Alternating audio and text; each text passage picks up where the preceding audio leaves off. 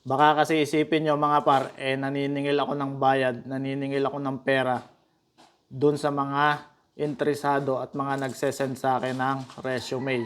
Tulungan ko kayo, tulungan nyo rin yung sarili nyo. Kasi may mga nag-comment na willing sila mag-Gcash sa akin para dun sa pag-print ng mga resume nila. So stop sending your resume. Baka isipin din ng agency, ginagawa kong koleksyon yung hiring nila, no? So hindi po. Naggawa ako ng video na yon nung last time.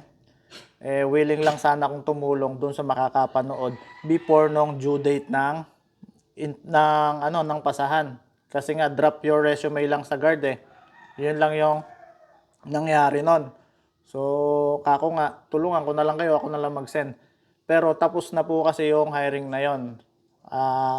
Tinry ko lang na baka sakaling may makakapanood. Ang nangyari, tapos na yung interview, tapos na yung hiring na yon. Ngayon lang yata napapanood ng iba. So, yun yung nagiging sistema. Hanggang ngayon, ang dami nagsesend sa akin ng resume. So, stop sending na po tayo ng resume. Wala na po yung hiring na yon.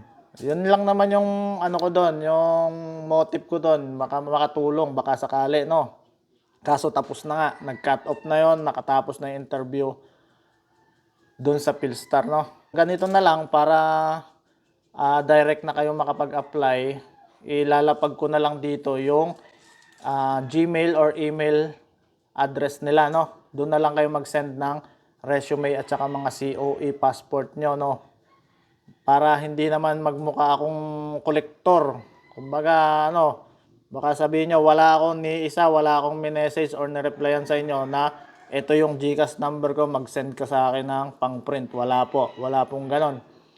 So, ayun na nga, baka kasi isipin ng iba, tinitake advantage ko yung yung pagbablog para kumita sa inyo, pagkakitaan ko kayo. Hindi po ganon. Ito po ginagawa ko as content. At dahil nga ako ay namamasada sa Kamaynilaan, madami kong nakikita mga nasasakay na mga nag-a-apply. So, yun yung Philstar na yon, naging content ko lang doon, nag-try din ako mag-apply. So, yun na yon. Kumbaga, kasi nga, syempre, ang buhay dito sa Maynila, hindi lang sa Maynila, pati sa probinsya, parang survival na, no, sa sobrang hirap ng buhay. So, yung mga tao talaga, napupersa na mag-abroad, magtrabaho sa labas. So, ayun, given na yon, andito na tayo, nilalapag ko sa inyo yung mga agency, yung mga legit na agency, kayo na yung bahalang manood. So kayo na yung sa mga age limit, sa mga hiring, kaya ako nilalapag yung FB page is para puntahan nyo din. Para kayo yung pumunta, direct kayong makita nyo yung mga hiring nila. No? Huwag nyo na itanong sa akin kasi huwag nyo namang kuhanin lahat ng impormasyon. Ibig sabihin, tulungan ko kayo, tulungan nyo rin yung sarili nyo. So yun lang, no? So kita-kita tayo sa susunod na vlog. Salamat mga par.